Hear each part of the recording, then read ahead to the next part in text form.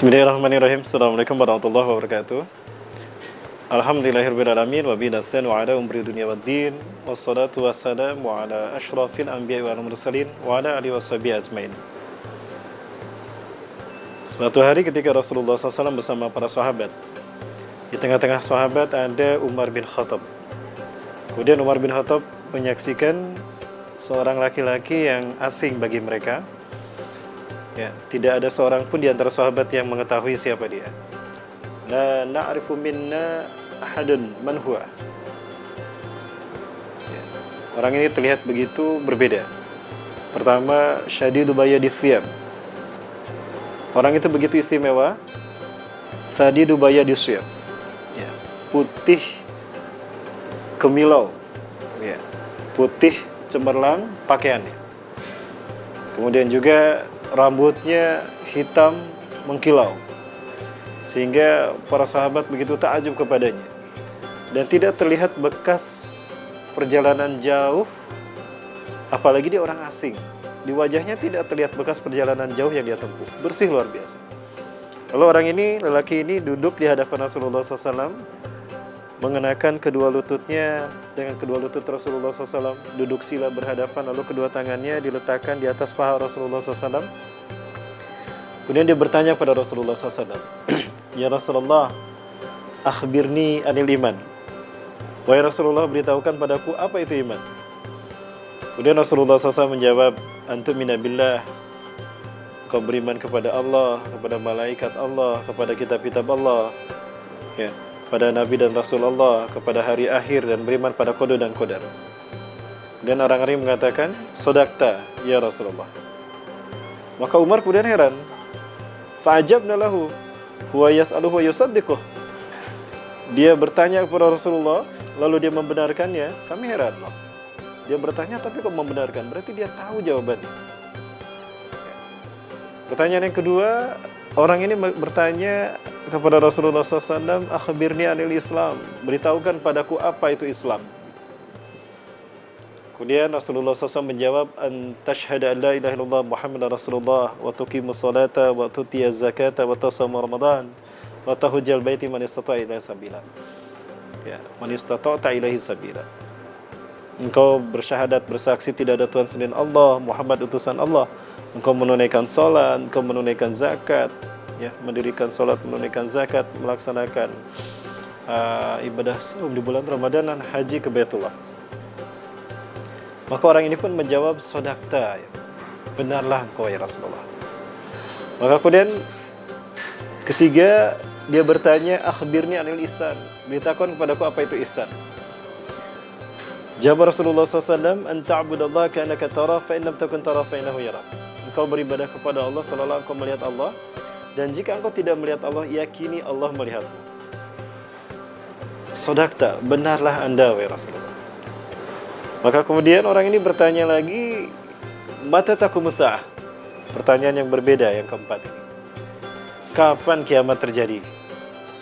Nah, Rasulullah tersenyum dan Rasulullah menjawab, mal mas'ulu bi'alami minas sa'il. Yang ditanya tidak lebih tahu dari yang bertanya. Kita sama-sama tidak tahu. Lelaki itu kemudian bertanya lagi, akhbirni an asyratiha. Kalau begitu beritahukan saja padaku tanda-tanda kalau kiamat itu akan terjadi. Maka kemudian Rasulullah menjawab, antalidal ammatu rabbataha. Akanlah seorang budak melahirkan majikannya. Ulama ahli hadis sebagian besar menakwilkan bahwa yang pertama, arti dari budak melahirkan majikan adalah anak memperlakukan ibu seperti pembantu di rumahnya. Sang ibu diperlakukan sebagai pelayan bagi anaknya sendiri. Anak berlaku majikan, ibu diperlakukan seperti budak, seperti pelayan dan pembantu. Dan ini saya kira banyak terjadi. Atau juga ada yang menakwilkan bahwa mereka yang bekerja di satu negara lalu diperlakukan seperti budak, lalu dinodai oleh majikannya sehingga melahirkan anak-anak majikannya. Ini pun fakta yang tidak bisa kita pungkiri. Kemudian yang kedua, Rasulullah SAW mengatakan, dari tanda kiamat akan terjadi adalah hufatan uratan. Ya, engkau akan menyaksikan para pengembala kambing di tanah Arab yang dulu mereka miskin, telanjang kaki, telanjang dada. Yaskununa fi makanin murtafi'. Mereka akan tinggal di gedung-gedung bertingkat. Ya. Wa yatatawwaluna fil bunyan, bahkan mereka berlomba-lomba mendirikan bangunan. Ya. Dan yang ini pun nampaknya sudah terjadi. Kalau kita lihat dalam sejarah Nabi Ibrahim alaihissalam, di saat beliau membawa Siti Hajar dan Nabi Ismail ke tanah Arab pertama kali, saat itu tanah Arab tandus. Ya, Nabi Ibrahim sendiri menyatakan, ya Rabbana ini askantu min dzurriyyati biwadin ghairi dzi zar'in. Ya Allah, aku telah meninggalkan istri dan belahan jiwaku, anakku, keturunanku di lembah yang tidak ada kehidupan sama sekali. Tidak nampak rumput, tidak ada setetes air pun, ya Allah. Di sisi rumahmu yang kau sucikan. Liyuqimus shalah, agar mereka mendirikan sholat. Ya, kondisinya gersang luar biasa saat Nabi Ibrahim pertama kali datang ke kota Mekah. Ya. Namun apa hari ini kita lihat gedung-gedung bertingkat bahkan menjulang ke langit, mengalahkan tingginya Ka'bah, Baitullah, bahkan mengalahkan tingginya Masjidil Haram, lebih tinggi daripada menara Masjidil Haram itu sendiri. Ya.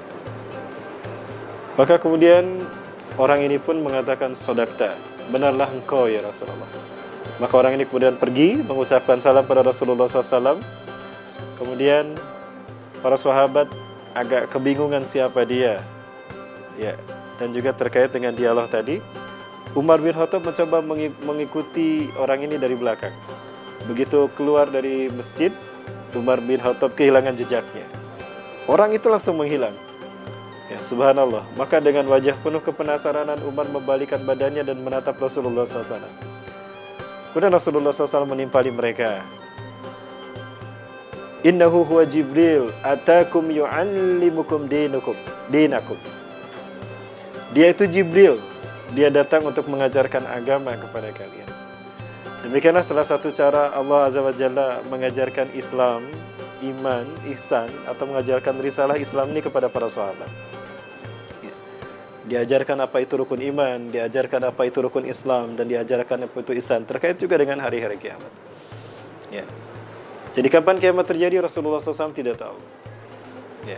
Yang Rasulullah SAW tahu hanya tanda-tanda saja. Dan tadi sudah Rasulullah sebutkan, dan betapapun tanda-tanda itu Rasulullah SAW sebutkan, kita sudah menyaksikannya. Ini merupakan sebuah indikasi bahwa kiamat telah dekat. Artinya hanya sedikit waktu yang tersisa bagi kita untuk kita coba bisa persiapkan diri, memperbanyak amal ibadah kita demi bekal kita di akhirat kelak, di alam keabadian. Andai kan kita punya umur panjang, lalu kita beribadah setiap harinya, belum tentu cukup untuk menjadi bekal kita di kehidupan kelak akhirat. Dan bekal yang terbaik adalah bekal takwa, takwa haqqa tuqatih. Semoga Allah Azza wa Jalla membimbing kita untuk kita bisa menjadi seorang mukmin yang bertakwa dengan takwa haqqa tuqatih. Takwa haqqa tuqatih adalah takwa yang Rasulullah SAW sebutkan memiliki 3 unsurnya. Ya, sebagaimana di dalam hadis yang mauquf dari sahabat Abdullah bin Mas'ud radhiyallahu an, Rasulullah SAW bersabda, "Ittaqullaha haqqa tuqatih."